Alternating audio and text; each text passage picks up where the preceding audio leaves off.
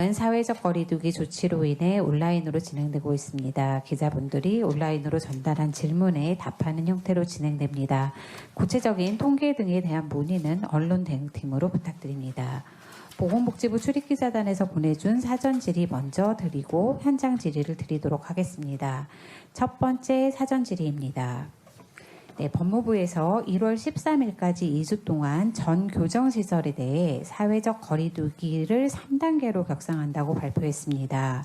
현행 거리두기 3단계 세부 지침에 이 정도로 자세하게 교정시설 지침이 포함되어 있지는 않은 것 같습니다. 법무부에서 말하는 3단계의 의미가 무엇인지 궁금합니다. 만약 거리두기 지침에 포함되어 있지 않다면 각 부처에서 3단계라는 용어를 경각심을 주기 위해 사용하는 것인지 이 부분에 대한 의견도 부탁드립니다. 네, 법무부에서 오늘 10시에 브리핑을 했었습니다. 그것과 관련되어서 3단계에 대한 용어가 있었는데요. 지금 이제 국민들께 안내해드리는 거리두기 기준, 그다음에 그 지침에는 각 부처에서 행하는 부분들은 자세하게 안내를 하진 않습니다. 국민 전체에게 공통적으로 해당하는 부분들을 지침에 안내해드리고요. 다만 각 부처에서 소관 시설들이 있습니다. 법무부는 이제 교정시설이 거기에 해당되고요.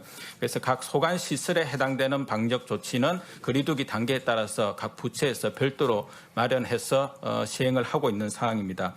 오늘 법무부에서 10시 브리핑에서 2주간 교정시설에 대해서 거리두기 단계를 3단계로 격상한다고 한 부분은 아마 법무부에서 마련하고 있는 거리두기 조치 중에서 가장 강력한 조치를 시행한다라는 의미로 이해를 하시면 될 것 같습니다.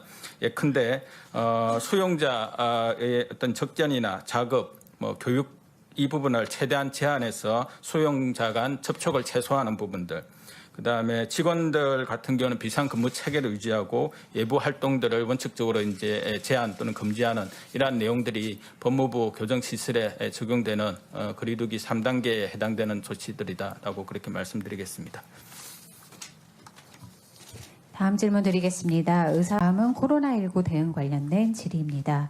미소들 요양병원에 더해 어제 중수본에서 현장 방문해 실태조사를 한 요양병원들이 어디인지와 실태조사 결과, 실태조사에 따라 준비 중인 대책은 무엇인지 설명 부탁드립니다. 네, 이 부분은 제가 브리핑 때 좀 언급이 되었었는데요. 어제 요양병원 10개소, 그리고 정신병원 3개소, 장애인 거주시설 1개소 해서 총 14개소에 대해서 중수본, 방대본, 지자체가 합동 점검을 했습니다. 직접 병원에 들어가서 환자 관리 실태, 그리고 방역 관리 상황 부분들에 대해서 중점적으로 점검을 하였고요. 요양병원에 같은 경우는 총 10개소 중에서 8개소는 대부분 환자들이 다 전원 조치되었고 내부에서 어떤 감염 관리 이런 부분들이 잘 이행이 된 것으로 판단을 하고 있고, 2개소에 대해서는 환자들이 일부 있는 것에 대해서 모두 전원하도록 그렇게 조치를 좀 하였습니다. 그리고 구로에 있는 미소들 요양병원 같은 경우도 37명의 환자가 있었는데 36명은 다 어제 전원 조치가 되었고 1명은 지금 이제 전원 중이다라고 말씀을 드렸습니다.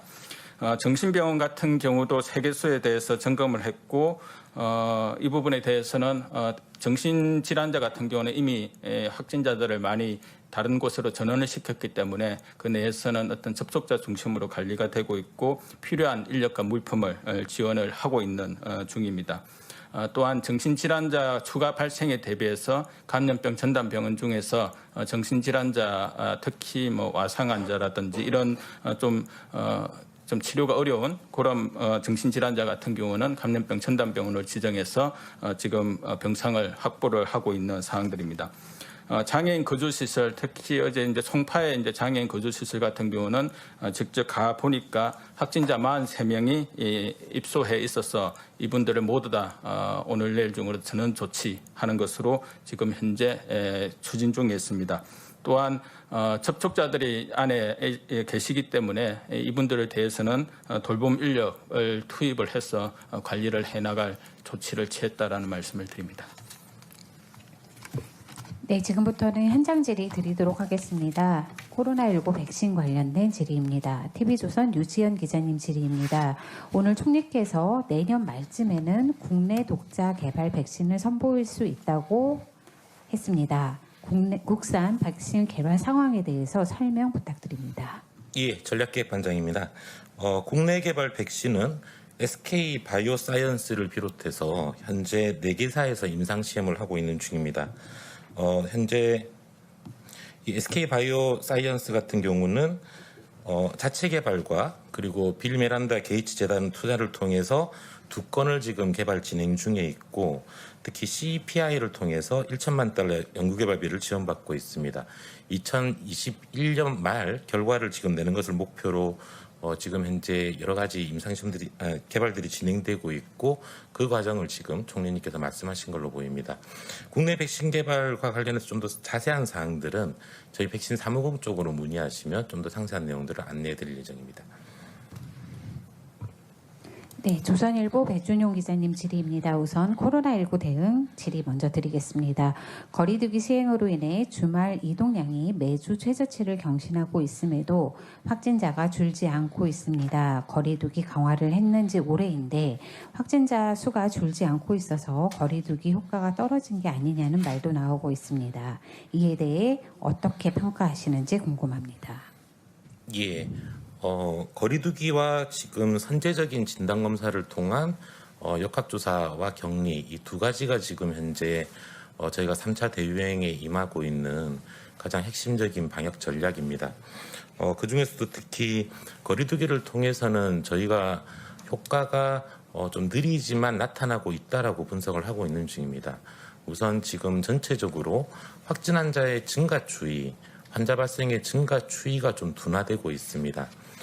이것들이 매주마다 굉장히 급격하게 유행이 확산되고 하루 평균 환자 발생 수가 증가하고 있었는데, 거리두기를 강화하면서 주차별로 지금 이 증가폭이 둔화되고 있어서 최근에 한 2주 정도는 900에서 1000명대 선에서 지금 정체되고 있는 국면들을 맞이하고 있습니다. 따라서 지금 현재의 국면이 굉장히 중요하다고 판단하고 있고, 특히 연말연시 방역 대책이 시행된 지 이제 일주일을 좀 넘은 상황인지라 보통 거리두기가 최고조 효과를 나타내려면 열흘에서 한 2주 정도 뒤가 이 효과를 나타낸다고 보고 있는데, 그러한 효과가 좀 더 나타나서 이 정체되고 있는 확산 추이가 좀 더 꺾이는, 다시 말해 환자 증가가 좀 더 감소하는 쪽으로 전환되기를 기대하고 있는 중입니다. 또 다른 예로는 방대본에서 이제 예전에 계속 시뮬레이션이라고 하는 결과들을 좀 분석해 드려서 안내해 드리고 있었습니다. 그 시뮬레이션이 현재의 감염 상황과 감염 재생산 지수 등을 근거로 다음 주, 한 달 뒤, 2달 뒤에 어느 정도 환자 발생이 계량적으로 예측되는가를 추정하는 예측식들입니다. 그 예측식들에서는 계속적으로 환자가 빠른 속도로 증가할 것으로 예측되었지만, 실제 거리두기를 강화하면서 현실에서는 그러한 주차가 지났을 때 그 환자의 발생은 시뮬레이션 그러니까 사전 예측식에서 예측된 환자 규모보다는 훨씬 둔화되는 수준으로 떨어지고 있습니다. 그러한 부분들도 결국 거리두기의 효과에 기인한 것으로 지금 판단하고 있는 중입니다. 네, 다음은 의사국시 관련된 질의입니다. 코로나19 대응 관련된 질의입니다. 로이터 차상미 기자님 질의입니다. 금일 발표된 사망자 900명 중에 요양병원 시설 집단 감염 관련된 통계를 알 수 있을지 궁금합니다. 아마 사망자 900명이라는 것은 아마 누적 사망자 수를 아마 말씀하시는 것 같고요. 그 부분과 관련된 통계는 아마 방대본을 통해서 조금 확인해 보시는 게 좋을 것 같습니다. 저희가 누적 통계치에 대한 상세한 정보를 아직까지는 신속하게 확인하기가 어렵다라는 말씀을 드리고요. 다만 어제 21분 돌아가신 분들 중에서는 요양병원 요양시설에서 사망하신 분은 없다라는 말씀은 추가적으로 드립니다. 네, 다음도 코로나19 대응 관련된 질의입니다. 한겨레 신문 최하연 기자님 질의입니다. 고로 미소들 병원에서 확진된 채로 시정 정신질환 전담병원에 관련해서 궁금합니다. 현재 음성소망병원을 정신질환 전담병원으로 지정했다고 했는데 정신질환 전담병원은 구체적으로 어떤 식으로 특별히 관리 운영이 될지 궁금합니다.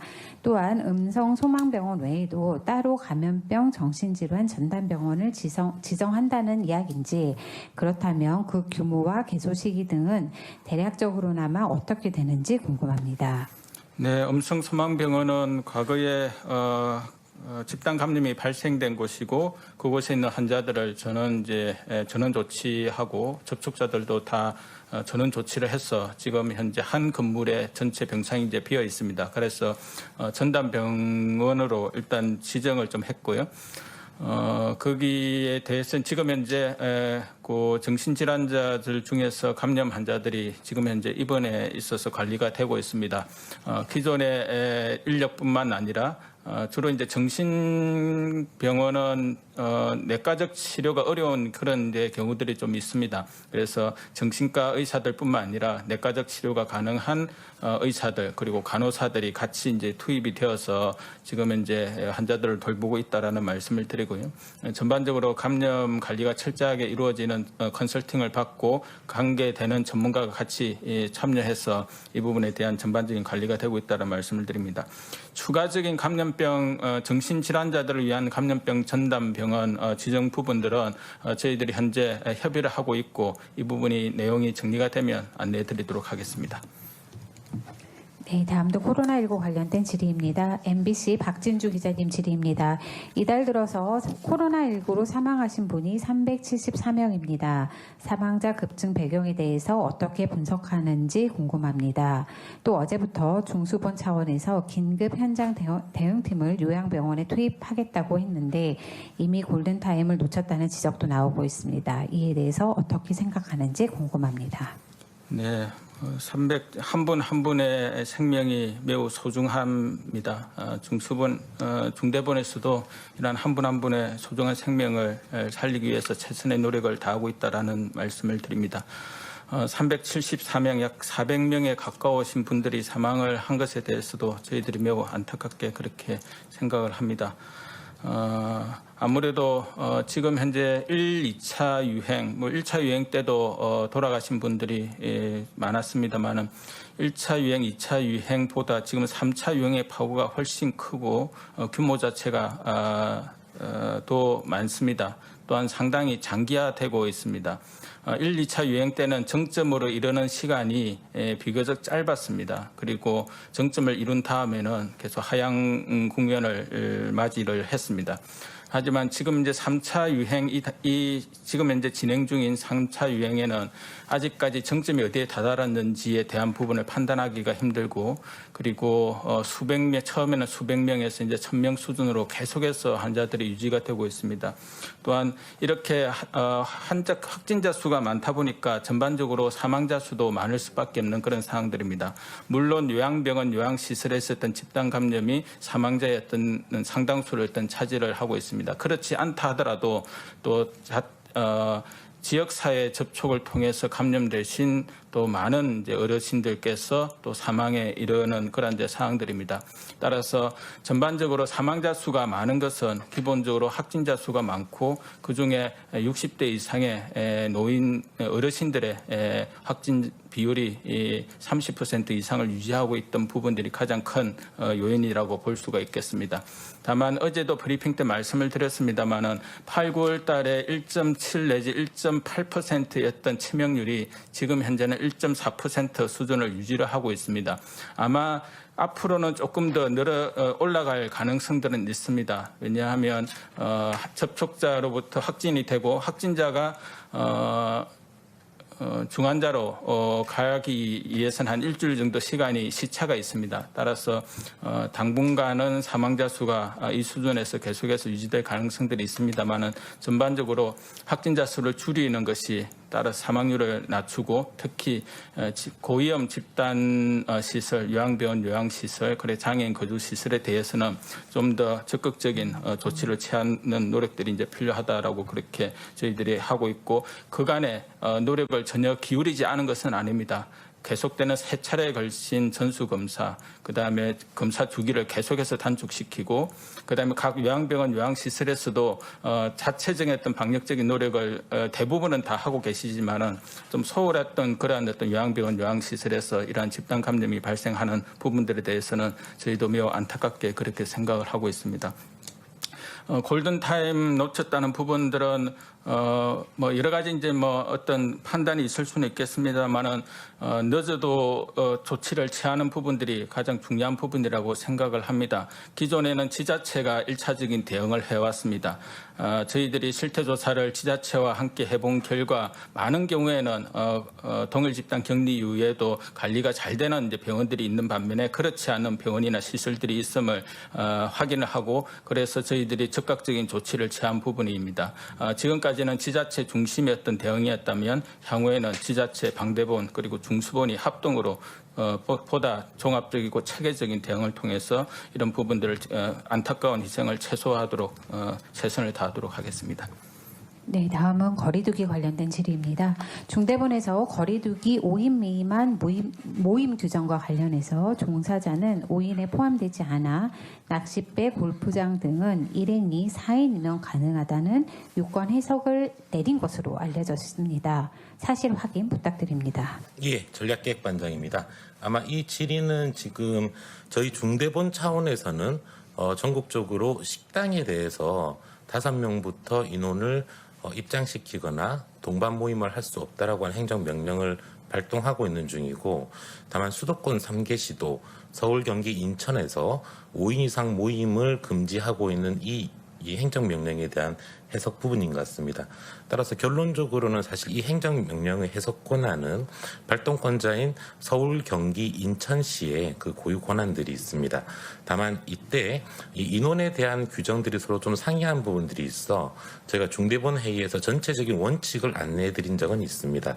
현재 방역조치상에서 몇 인에 대한 규정들이 있는 경우, 예를 들면 50인이나 100인 등의 모임을 금지하는 규정 등이 있는 경우 그 규정에는 해당 업에 종사자들까지 포함하지는 않는 개념으로 운영을 하고 있습니다. 따라서 이 5인 이상에 있어서도 어떤 업에 있어서의 종사들까지 포함하지 않는 걸 일반 원칙으로 안내한 바 있고, 이러한 안내에 따라서 서울, 경기, 인천이 어떤 식으로 구체적인 유권 해석으로 다시 명령을 내렸는지는 해당 시도에 좀 문의를 해보실 사항으로 판단됩니다. 네, 의사국시 관련된 질의입니다. 아시아경제 최대열 기자님